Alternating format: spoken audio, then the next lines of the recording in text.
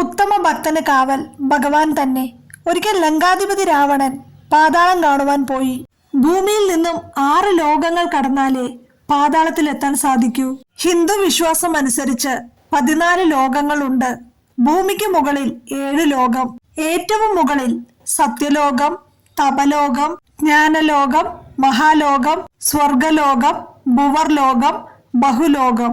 ഭൂമിക്ക് താഴേക്ക് 7 ലോകം.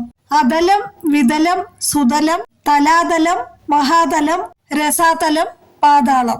ഓരോ ലോകവും കണ്ട് രാവണൻ സുതലത്തിലെത്തി. അതിമനോഹരമായ ഉദ്യാനത്തോടുകൂടിയ സുതലം വിസ്തരിച്ചൊന്നു കാണുവാൻ രാവണൻ തീരുമാനിച്ചു. ഉദ്യാനം ആസ്വദിച്ച് നടക്കുമ്പോൾ ഒരു അതിമനോഹരമായ രാജകൊട്ടാരം കണ്ടു. ഭൂമിക്കടിയിൽ ഇത്രയും മനോഹരമായൊരു കൊട്ടാരമോ? രാവണന് അത്ഭുതം തോന്നി. കൊട്ടാരം ഉള്ളിൽ കയറി കാണുവാൻ തീരുമാനിച്ചു. കൊട്ടാരത്തിന്റെ പ്രവേശന കവാടം ലക്ഷ്യമാക്കി നടന്നു. അടുത്തു ചെല്ലുന്തോറും അതിന്റെ മനോഹാരിത കൂടി വരുന്നു. കൊട്ടാരത്തിനു മുൻപിൽ എത്തിയപ്പോൾ കൊട്ടാരത്തിന് കുന്തവും പിടിച്ചു കാവൽ നിൽക്കുന്നതാകട്ടെ ഒരു കൊച്ചുകുട്ടി. കുട്ടിയെ വകവയ്ക്കാതെ രാവണൻ ഗോപുരം കടക്കാൻ ഒരുങ്ങിയപ്പോൾ ആ കുട്ടി വഴിതടഞ്ഞു. അല്ലയോ മഹാനുഭാവ, രാജാവിന്റെ അനുവാദമില്ലാതെ ആരെയും ഉള്ളിലേക്ക് കടത്തിവിടരുത് എന്ന് ഉത്തരവുണ്ട്. അതുകൊണ്ടാണ് ഞാൻ ഇവിടെ കാവൽ നിൽക്കുന്നത്. അങ്ങ് ദയവായി കുറച്ചു നേരം കാത്തു നിൽക്കുമോ? ഞാൻ ഉള്ളിൽ ചെന്ന് മഹാരാജാവിന്റെ അനുവാദം വാങ്ങി വേഗം വരാം. കൊച്ചുകുട്ടി ആദരവോടെ പറഞ്ഞു. ഓഹോ, സുതലത്തിൽ വേറെ രാജാവോ? കുഞ്ഞെ, ആരാണ് മനോഹരമായ ഈ കൊട്ടാരത്തിൽ താമസിക്കുന്ന രാജാവ്? രാവണൻ ചോദിച്ചു. പ്രഹ്ലാദ പൗത്രൻ മഹാബലി ചക്രവർത്തിയാണ് ഈ കൊട്ടാരത്തിൽ താമസിക്കുന്നത്, കുട്ടി പറഞ്ഞു.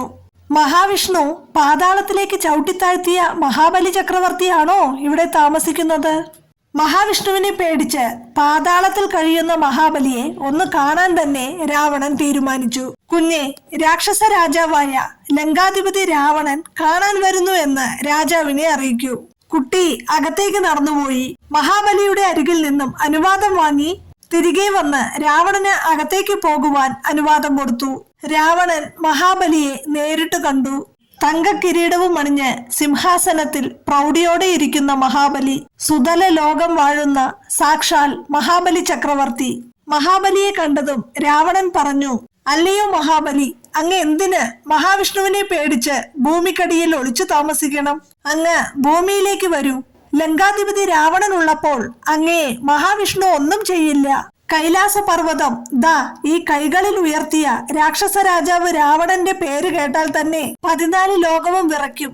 പിന്നല്ലേ ഈ മഹാവിഷ്ണു വാമനനായി വേഷം മാറി ചതിച്ചല്ലേ അങ്ങയെ സുതലത്തിലേക്ക് താഴ്ത്തിയത്? ഈ മഹാവിഷ്ണുവിന് നേർക്കുനേരെ യുദ്ധം ചെയ്ത് തോൽപ്പിക്കാൻ കഴിയില്ല.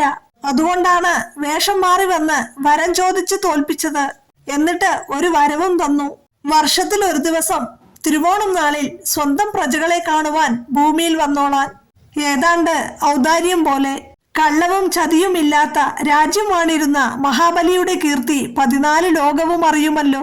മഹാബലി എന്റെ കൂടെ വന്നാലും രാവണനുള്ളപ്പോൾ മഹാബലിയെ ആരും തൊടില്ല. മഹാവിഷ്ണു മാത്രമല്ല, ലോകത്തിലെ ഒരു ശക്തിയും രാവണനെ തോൽപ്പിക്കില്ല. സംശയിക്കേണ്ട. മഹാബലി ഒന്നും മറുപടി പറഞ്ഞില്ല. രാവണനെ കൊട്ടാരം കാണിച്ചു കൊടുക്കുവാൻ ക്ഷണിച്ചു കൊണ്ടുപോയി. സുതലത്തിലെ അതിമനോഹരമായ കൊട്ടാരം കണ്ട് രാവണൻ അത്ഭുതപ്പെട്ടു. രണ്ടുപേരും നടന്ന് കൊട്ടാരത്തിന്റെ നടുത്തളത്തിലെത്തി. കൊട്ടാരത്തിന്റെ നടുത്തളത്തിന്റെ മധ്യഭാഗത്തായി രത്നകല്ലുകൾ പതിപ്പിച്ച അതിമനോഹരവും ഭീമാകാരവുമായ ഒരു സ്വർണ്ണ തളിക കിടക്കുന്നു. ഒരു 100 പേർക്ക് വട്ടത്തിലിരുന്ന് ഭക്ഷണം കഴിക്കാനുള്ള വിസ്താരമുണ്ട്. ഇത്രയും വലിയ തളികയിൽ ആരാണ് ഭക്ഷണം കഴിക്കുന്നത്? അതുമാത്രമല്ല, ഇത് എന്തിന് ഈ നടുത്തളത്തിൽ വെച്ചിരിക്കുന്നു? ഇതെടുത്ത് ഒരു സൈഡിൽ മാറ്റി വെച്ചാൽ കൂടുതൽ സൗകര്യവും കിട്ടുമല്ലോ. രാവണൻ മഹാബലിയോട് ചോദിച്ചു. ഈ തളിക ഇവിടുന്ന് മാറ്റി വെച്ചുകൂടെ? നടുത്തളത്തിൽ ഇതിങ്ങനെ കിടക്കുന്നത് അസൗകര്യവും അഭംഗിയുമാണല്ലോ. പരിചാരകരോട് പറഞ്ഞാൽ അതെടുത്തു മാറ്റില്ലേ? ഞങ്ങൾ എല്ലാവരും അതെടുത്തു മാറ്റുവാൻ പരിശ്രമിച്ച് പരാജയപ്പെട്ടു. അത്രയ്ക്ക് ഭാരമാണ്. എടുത്തു മാറ്റാൻ ആഗ്രഹമുണ്ട്, പക്ഷെ ആർക്കും സാധിക്കുന്നില്ല. കൈലാസം കൈകളിൽ ഉയർത്തിയ അങ്ങേക്ക് ചിലപ്പോൾ ഞങ്ങളെ സഹായിക്കാൻ കഴിഞ്ഞേക്കും. അങ്ങു തന്നെ അതൊന്ന് നീക്കി വെച്ച് തന്നാലും, മഹാബലി പറഞ്ഞു. രാവണൻ ഒരു കൈകൊണ്ട് തളിക ഉയർത്താൻ ശ്രമിച്ചു. അനങ്ങുന്നില്ല. 2 കൈകൾ കൊണ്ടും ഉയർത്താൻ ശ്രമിച്ചു. പക്ഷെ തളിക അനങ്ങുന്നില്ല. നിലത്തിരുന്നുകൊണ്ട് 2 കൈകൾ കൊണ്ട് വീണ്ടും തളിക ഉയർത്താൻ ശ്രമിച്ചു. കൈലാസം കൈകളിൽ ഉയർത്തി ലോകത്തെ വിറപ്പിച്ച രാവണൻ ക്ഷീണിതനായി തളർന്ന് നിലത്തിരുന്നു. മഹാബലിയുടെ മുൻപിൽ രാവണന് ചെറുതായതുപോലെ തോന്നി. മഹാബലി അടുത്തേക്ക് ചെന്ന് രാവണനെ വിശ്രമസ്ഥലത്തേക്ക് കൊണ്ടുപോയി. മഹാബലി രാവണനോട് പറഞ്ഞു, നീ ഇത്രയും നേരം എടുത്തുയർത്താൻ ശ്രമിച്ചത് വെറുമൊരു തളികയല്ല രാവണ. അത് എന്റെ മുത്തശ്ശൻ ഹിരണ്യകശിപുവിന്റെ ഒരു കാതിൽ കിടന്ന കുണ്ടലമാണ്. കൈലാസ പർവ്വതം കൈകളിൽ ഉയർത്തിയ നിനക്ക് വെറുമൊരു കുണ്ടലം ഉയർത്താൻ കഴിഞ്ഞില്ല. ഇതുപോലെ രണ്ടു കാതിലും കുണ്ടലം ധരിച്ച ഹിരണ്യകശിപുവിന്റെ രൂപം പോലും നമുക്ക് ചിന്തിക്കാൻ കഴിയില്ല. അങ്ങനെയുള്ള ഹിരണ്യകശിപുവിനെ എടുത്തു മടിയിൽ കിടത്തി നെഞ്ചു പിളർന്നാണ് നരസിംഹമൂർത്തി കൊന്നത്. അതിനുവേണ്ടി മാത്രമാണ് നാരായണൻ നരസിംഹമായി അവതാരമെടുത്തത്. ത്രിലോകവും ഞടുങ്ങുമാറ് ഉച്ചത്തിൽ അലറിക്കൊണ്ട് ഹിരണ്യകശിപുവിനെ എടുത്ത് മടിയിൽ കിടത്തുമ്പോൾ ഭൂമിയിൽ നിന്നും പാതാളത്തിലേക്ക് തെറിച്ചു വീണ കുണ്ടലമാണ് നീ അനക്കാൻ ശ്രമിച്ചത്.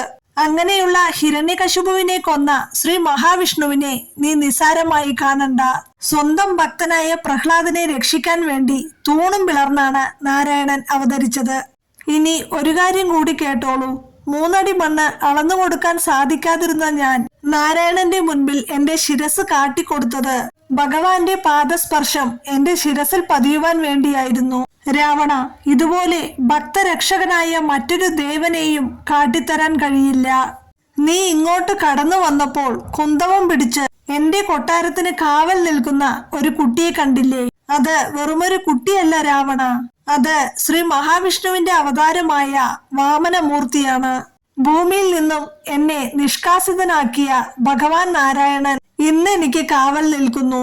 ഭക്തന് വേണ്ടി കാവൽ നിൽക്കുന്ന ഭഗവാൻ, സാക്ഷാൽ അനന്തശായി നാരായണൻ, ഭക്തന് കാവൽ നിൽക്കുന്ന ഭഗവാൻ. രാവണ, ഇതിലും വലിയ ഭാഗ്യമൊന്നും എനിക്കിനി ലഭിക്കാനില്ല. ഓം നമോ നാരായണ. ഇനി അടുത്ത തിരുവോണം വരെ വാമനൻ മഹാബലിക്ക് കാവൽ, ഭക്തന് കാവൽ ഭഗവാൻ തന്നെ.